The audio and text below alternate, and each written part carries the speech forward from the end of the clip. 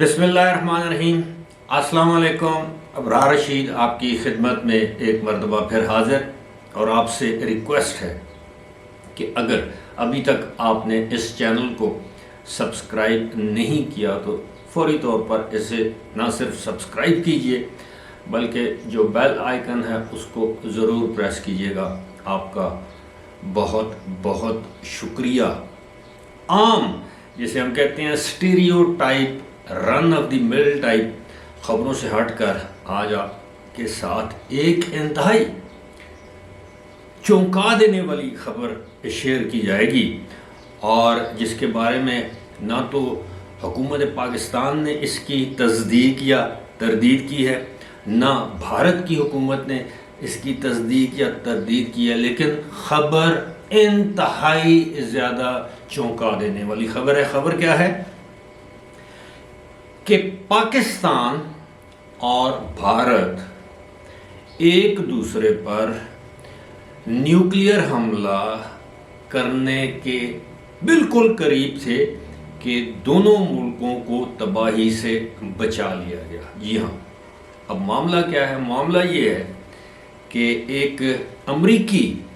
جو وزیر خارجہ تھے اس وقت کے،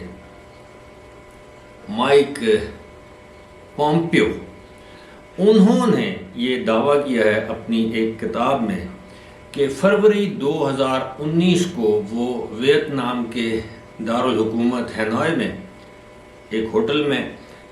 قیام پذیر تھے کہ ان کو رات کے وقت نیند سے بیدار کیا گیا، اور کال تھی بھارت کے اس وقت کے وزیر خارجہ کی۔ اب اس وقت خاتون وزیر خارجہ تھیں یا مرد، نام نہیں لکھا، لیکن 2019 کے فروری میں جو بھی وزیر خارجہ تھے بھارت کے، انہوں نے کال کیا کہ ہمیں یہ پتہ چلا ہے کہ پاکستان بھارت پر ایٹمی حملہ کرنے والا ہے۔ وہ معاملہ آپ کو یاد ہوگا کہ فروری کے مہینے میں وہاں پر ایک بھارت کی مقبوضہ کشمیر میں ایک کوئی دہشت گردی کی کارروائی ہوئی تھی جس میں 40 کے قریب بھارتی فوجی مارے گئے تھے۔ پھر آپ کو یاد ہوگا کہ بالا کوٹ میں انہوں نے ایک حملہ کیا تھا بھارتی فضائیہ نے۔ پھر پاکستان نے ایک کارروائی کے دوران 2 بھارتی طیارے مار گرائے تھے۔ پھر وہ میرا خیال ہے ابھی نندن والا واقعہ، وہ بھارتی پائلٹ گرفتار ہو گیا تھا، یہ اس کے بعد کی بات ہے۔ اب کہا یہ جاتا ہے، یہ مائک پومپیو یہ کہتے ہیں کہ جناب اس رات جب انہیں یہ بتایا گیا کہ پاکستان بھارت پر ایٹمی حملہ کرنے والا ہے اور بھارت اس کا بھرپور جواب دے گا، تو اس وقت کہتے ہیں یہ جو مائک پومپیو، انہوں نے کہا کہ اسی ہوٹل میں اس وقت کے جو امریکہ کے نیشنل سیکیورٹی ایڈوائزر تھے وہ بھی موجود تھے۔ انہوں نے ان کو جگایا نیند سے، ان کے ساتھ ایک مختصر سی میٹنگ کی۔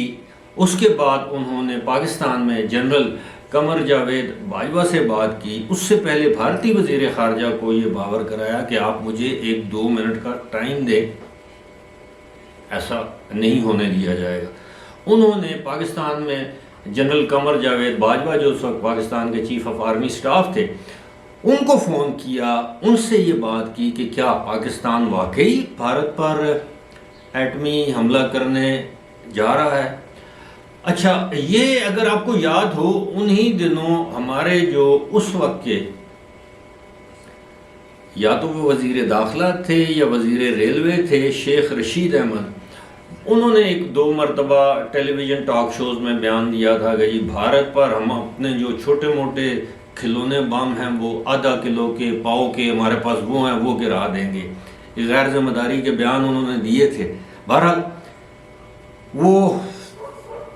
جو مائک پومپیو ہیں وہ کہتے ہیں کہ جی میں نے جنرل قمر جاوید باجوہ کو نیند سے جگایا، ان سے بات کی،